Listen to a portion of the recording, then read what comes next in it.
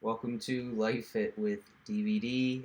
I am back again with another video, and I am laughing because this is, as always, my fifth take or whatever. But let's see if I can do it this time. So, today I want to talk about what are most valuable resources.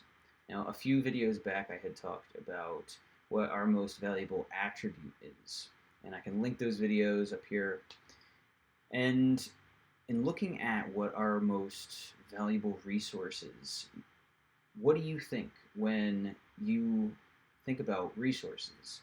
What is your most valuable resource? What do you think it is? Now, a lot of people might think, well, okay, that's what I have in the bank account. That's money.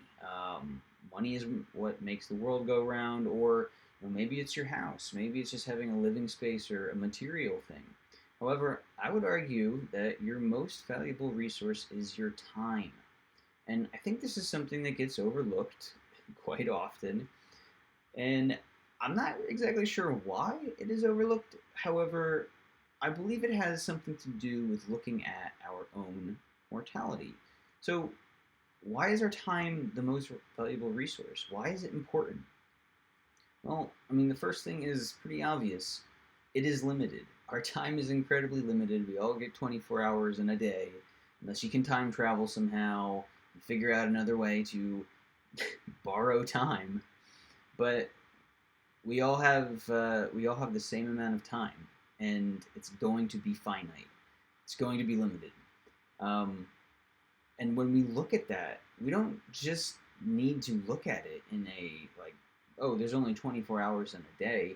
We don't know how much time that we have in our lives. And what I like to do is think about it in terms of this is a video game that I'm playing in real life. And in this video game, I have one life.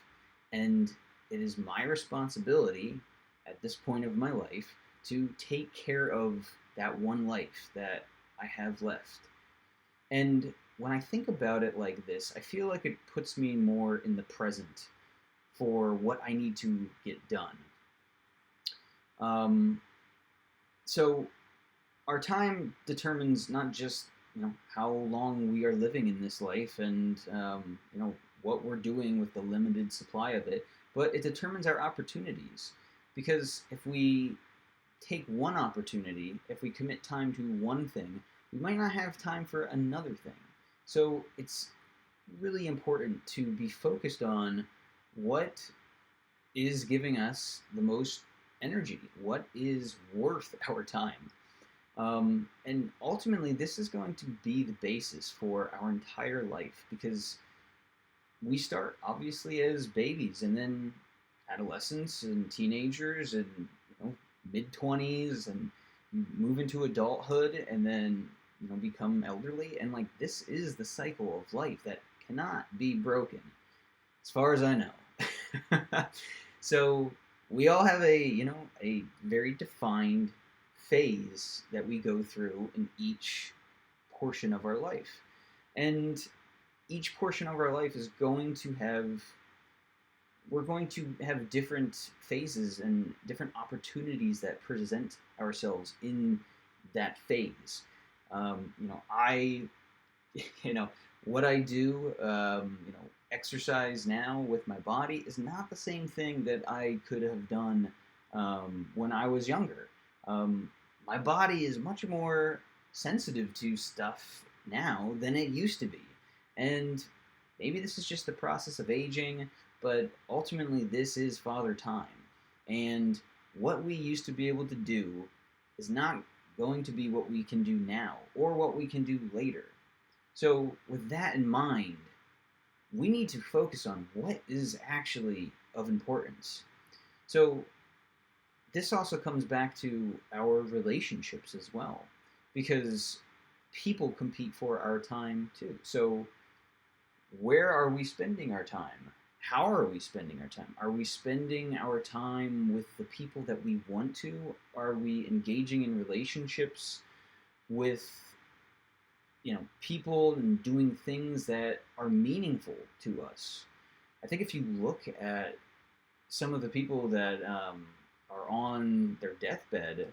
Uh, I think there was like some article about it a while ago, but they had said what one of their regrets was for their life, and they wish they spent more time pursuing the things that they loved and spending time with the people that they cared about. And I wish somehow I could just harness that that energy in my mind for every day. Because if you have that on your mind, if you think about how incredible it is that you wake up every single day and that you are just here, it doesn't matter. Anything else, it doesn't matter. It doesn't matter how much money you have, whether you have a house, whether you have the career you have, the job you have. Nothing else matters because if you the alternative was you never wake up again, I mean, what would you really choose?